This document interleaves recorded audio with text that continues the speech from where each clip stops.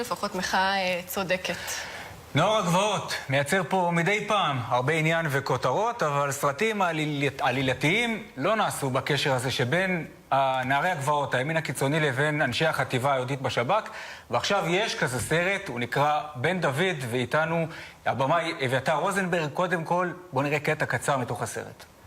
אתה רוצה להתגייס? אז אני הייתי מ"פ בפלס"ר גולני. יכול לסדר לך להגיע לאן שתרצה.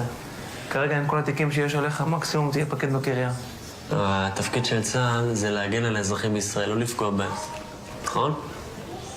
ונכון לעכשיו, כמו שאני רואה את הצבא, אני בכלל לא חושב שאני אתגייס. אתה בחור חכם, אתה יודע ששירות בצבא זה מצווה מדאורייתא. נהיית לי בייניש עכשיו. כל הכבוד. הצבא הגדול שלך לא היה אם לא ינהל הגבעות.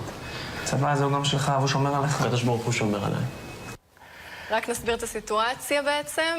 נוער גבעות שמנסים לגייס אותו לשב"כ. הסצנה שראינו עכשיו זה שיחה בין רכז, בין מפעיל שב"כ בחטיבה היהודית, לבין מקור שהוא מנסה לגייס אותו, בעצם נוער גבעות שהשב"כ רואה בו פוטנציאל לקבל מידע על תג מחיר, ואנחנו רואים פה איזשהו ניסיון גיוס שמבוסס על שיחות שבאמת היו בין אנשי שב"כ ונערי גבעות. אני גם צפיתי בסרט, סרט מדליק לגמרי, אני חייב להגיד. חלק ממנו גם באמת, מההיכרות שלי עם הז'אנר הזה, זה תואם את המציאות בחלקו, סרט עלילתי, בכל זאת לא מחויב להכל.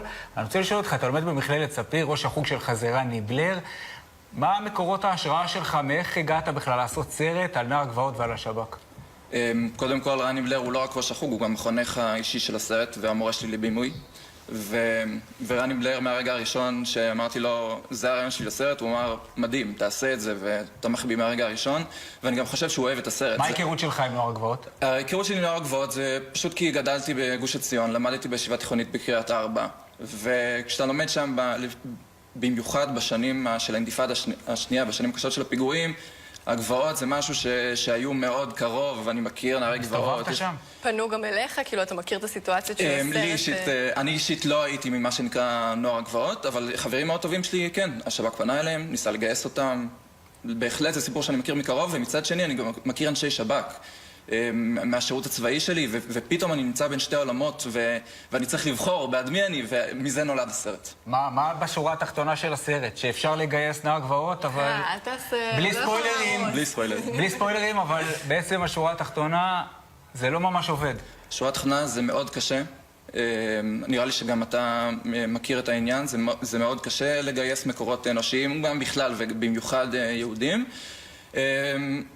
זה אולי נראה לי הרקע הכללי, ונראה לי שכאילו גם אני קצת, הסרט קצת מנסה לדבר על החברה הציונית הדתית שגדלתי בה, וגם לחברה הישראלית בכלל, באמת להגיד, כאילו באיזה מציאות מורכבת אנחנו נמצאים, שהיא לאו דווקא, אנחנו כל הזמן מדברים, ערבים יהודים, ימין שמאל, ואני אומר, רגע, בוא נעשה זום אין, יש פה גם יהודים יהודים, ימין ימין, יש פה דברים שהם ניואנסים שהם מאוד, לדעתי, מאוד משפיעים על החברה הישראלית שאני אשמח שיהיה דיון עליהם. סרט שהוא ביקורתי קצת כלפי נוער הגבעות? אני חושב שהוא גם ביקורתי וגם אוהב את כולם, כי אני מרגיש שאני לא יכול לעשות סרט בלי זה. זה סרט שצריך לרוץ בעולם בפסטיבלים, אתה לא יכול להגיד אוהב את כולם.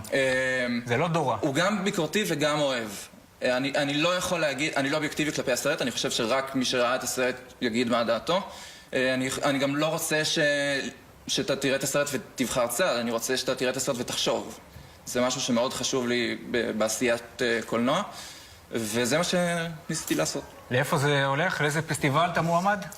הסרט הוקרן בפסטיבל קולנוע דרום לפני חודש בסינמטק שדרות, והפסטיבלים הבאים, אני מחכה לתשובה מפסטיבל חיפה, אני מקווה שזה יהיה, ואז זה יהיה בסוכות ונפרסם, ולפסטיבלים עוד בארץ ובעולם. יש רעיון כבר לסרט הבא, או שאתה כרגע מתמקד בסרט הזה? הרעיון לסרט הבא הוא להגדיל את הסרט הזה לסרט באורך מלא. מישהו מהשב"כ או מערכת הביטחון או לשעבר צפה בסרט? קיבלת איזו תגובה מעניינת? לא קיבלתי תגובה מהחטיבה היהודית, אני אשמח, אבל באנשי שב"כ כן, ומאוד אהבו, גם נערי גבעות.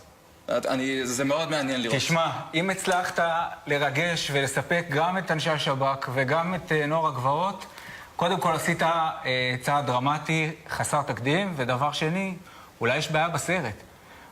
לא יכול להיות ששני הצדדים פה יצאו מרוצים. אני אגיד לך מה, א', לא שני הצדדים יוצאים מרוצים.